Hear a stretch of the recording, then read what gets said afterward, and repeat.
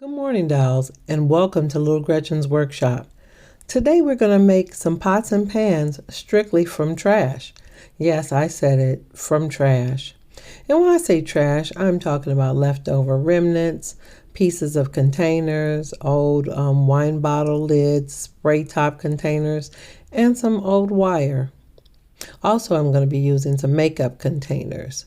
So this is an old screw top wine bottle lid, and there's like a little plastic thing on the inside, I guess, to keep it sealed.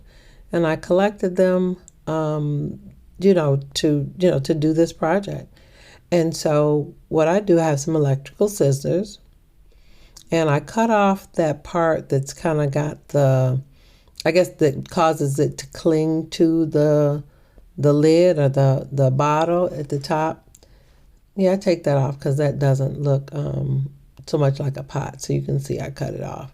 And just begin to file it because you want it to be smooth. And you want to be careful because it's very, very sharp. So this is the top of one of the spray bottles. You have to work with it. You're going to have to kind of score it and until you get through to the plastic. So take your time. And then I sanded it and actually shaved a little bit off the edges. But see, it looks like a little glass bowl now. But we're going to make a pot. Now, these were the little inside lids we're going to use. Now, for removing that paint, I actually was able to remove a part of the label with a little acetone, but that pinkish looking paint was not coming off, so I had to scrape it as much as I can. Now, you actually could put gesso on that before you paint it, but I didn't. I just went ahead and painted it because the paint I use catches good. Now, you see that inside cap? It makes a really nice lid. It's the perfect size. I did decide it needed a handle at the top, so I took my hand drill and just pierced it at the top. And then I had sort of like a eye loop, eye screw. I think that's what you call it. And I screwed it in. Now you definitely want to be careful again and cut that tip off. And you're going to need to make sure it's secured inside that hole. So I cut the sharp part off of it. And then I put a little insurance on it, which I call my gel Gorilla Glue, to make sure it doesn't come off. Now be very careful and sparing when you put that, but you just want to lock your lid top in.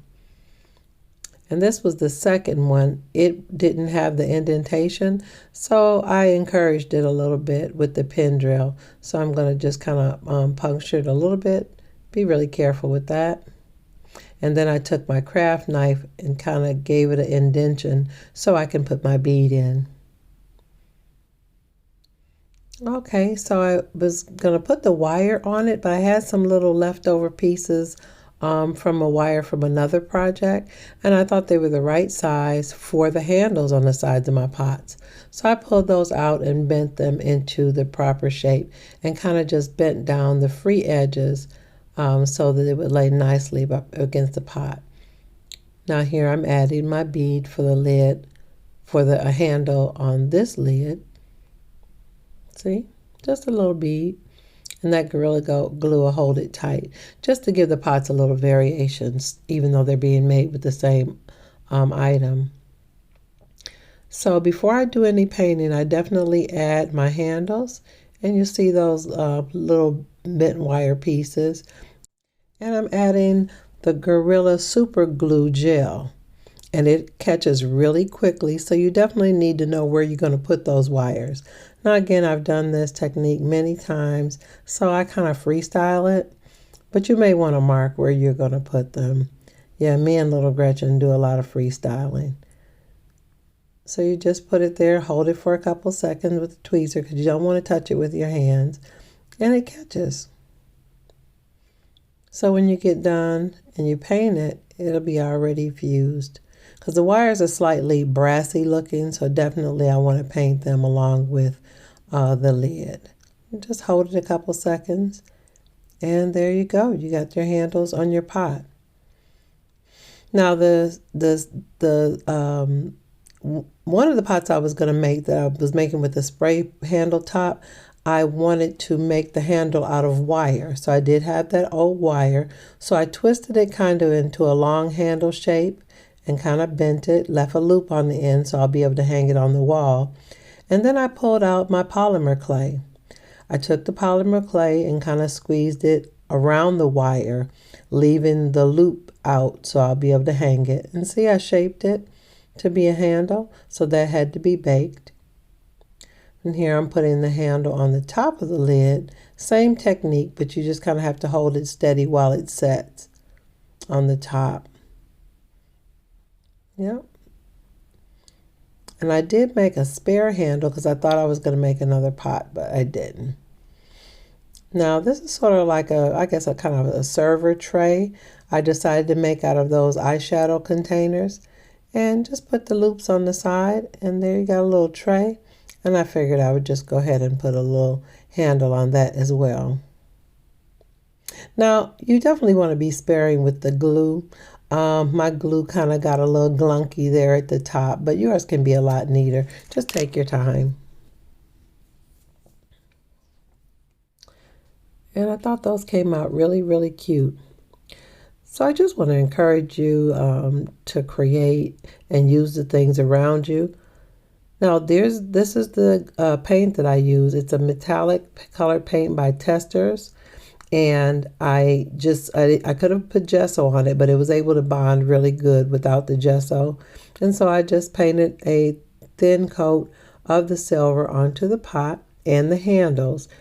And I'm going to do the inside and the outside, but here I'm just showing how I did the outside. It takes it quite a while to dry, so I would suggest that you give it an overnight time to dry.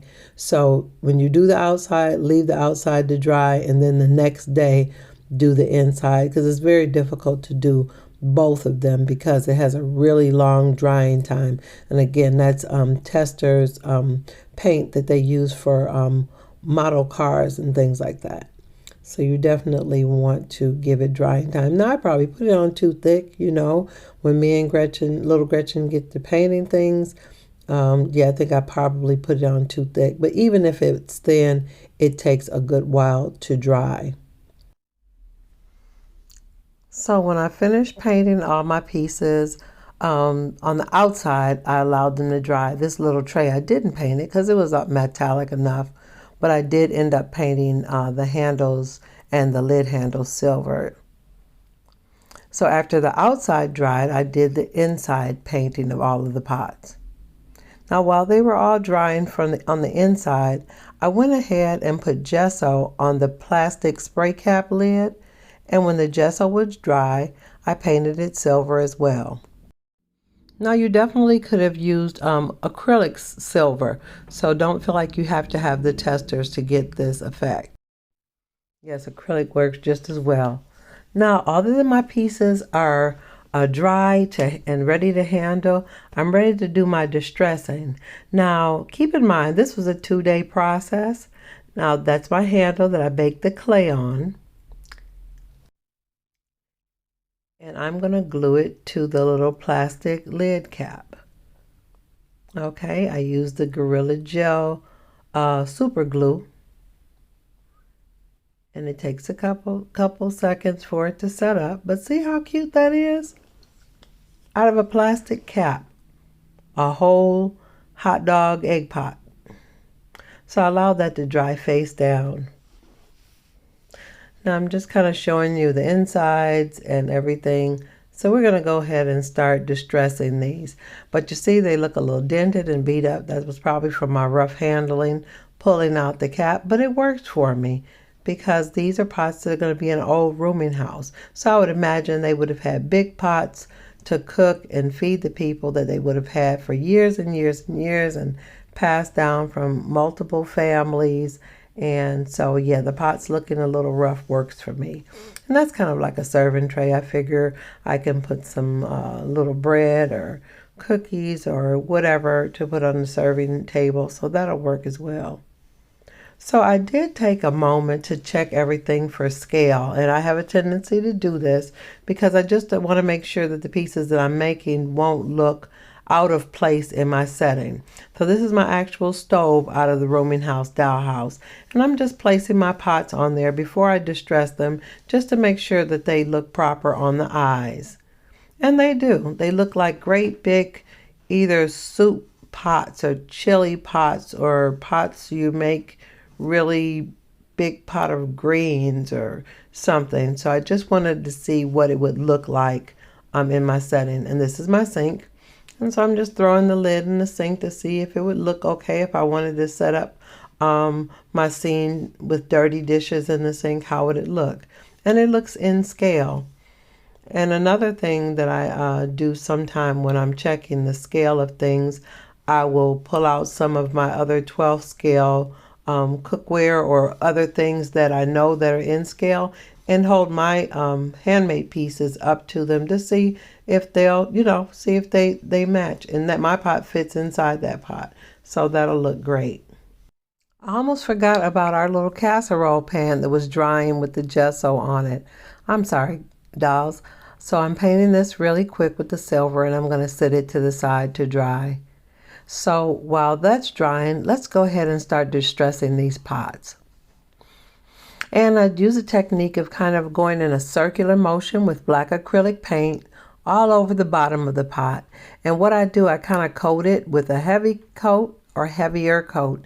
And then I start to just kind of blot it and pat it so that it'll make like uneven covering. And I usually use my fingers, so my hands are going to get really dirty in these next couple frames because I'm a very hands-on person. So I'm trying to get it around the edges and I'm rubbing it into the crevices and the corners. And again, rubbing it across the top in a circular motion. And then just kind of rubbing it with my hands to just kind of get it into places that I think that it would fall around the handles, up around the sides, in the grooves of the pot and the edges. So, do it until it feels comfortable to you where you have the distressing either more or less than what I'm doing. I actually painted the little loop for the lid and the handles. But just kind of play with it. Have fun with it. You can even add rust to it. Use kind of a orangish tone paint, and you can rub a little rust into the edges. But I really didn't want it to be rusty because these pots are well used. They're used regularly, so they're not rusty at all. They're just a little beat up and roughed up from all the years of use. And see how that's looking? That looks really old and distressed to me. I think it'll fit in perfect with my rooming house kitchen. That looks awesome. I'm very pleased with the way these are turning out. I'm excited about dressing them and setting them up in the scene with food in them and all of those things. Yeah, I really, really like that. That looks awesome. Now, as you're building your collection, these are really just great options to fill in the gaps. I know you're going to purchase things. People are going to give you things. You're going to get stuff for the holidays or your birthday. But these are just really great options to fill in the gaps and to make your collection look full and amazing. Now, I really love this lid. It just has some great detail to it. To be stuck inside of a wine bottle, that is a really cool lid. And you see I added the bead, and I'm just making it look a little rough and like it's been used and scuffed up a lot. But I just really love the detail on that because it reminds me of those old vintage pans. Now this one I almost forgot about. This is the little casserole pan that I made with that little clear piece of plastic. So I had painted the outside, so now I'm doing the inside, so I'm going to have to let that dry. And it turns out looking really, really cute, just like a little casserole pan. Really, really cute. I add the handles to it, but I definitely have to let it dry again before I can handle it anymore. And as I mentioned, this was done over a 2-day period, so you have to allow for drying time. So just touching up the bottom of that pan. This one didn't look distressed enough, so I had to do some more circles on the bottom of it. And that's the lid. Just kind of checking over it because you're checking in the corners, make sure you didn't miss anything. Just play with as much as you need to. Now these are the insides, so I just wanted you to see how the insides looked after I did them. Okay, and there we go. There's so many different ways you can finish some pots like that, even though I'm using the distressing technique to make them old. and beat up. You see that one's even dented. But you definitely can do all sorts of things. You could have painted them or spray painted them a color. You could have made the handles out of clay. I used wire, and here I am adding the wire to that casserole pan. But there are just so many different ways you can do it. You could have left the pot as metal and made the lid out of clay. So just imagine and create. Allow your imagination to just go wild. Look at that. So pulling all our pieces together and looking at everything we made today, we made some wonderful pieces, wonderful additions to any miniature scene. Everything, all the pots, the pans, the trays, the egg hot dog pot with the baked handle with wire handle to it. All these things were made literally from just trash. What a lot of people would look at it as trash. But with the eye of a miniaturist, you can make some wonderful things for your dollhouse collection. I want you to let me know if you're enjoying these videos. Definitely let me know in the comments. Now, this was one of my Trash to Treasure videos, but I do have others making other accessories and things for my rooming house dollhouse, and maybe these videos will help you out. Definitely check out my playlist. Now, if you enjoyed this video today, I sure would like you to let me know in the comments.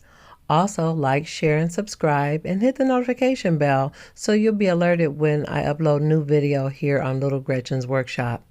So we have a lot of ground to cover working on the rooming house dollhouse and making accessories and more furniture and more decorating for that project. So I'm looking forward to seeing you on the next episode.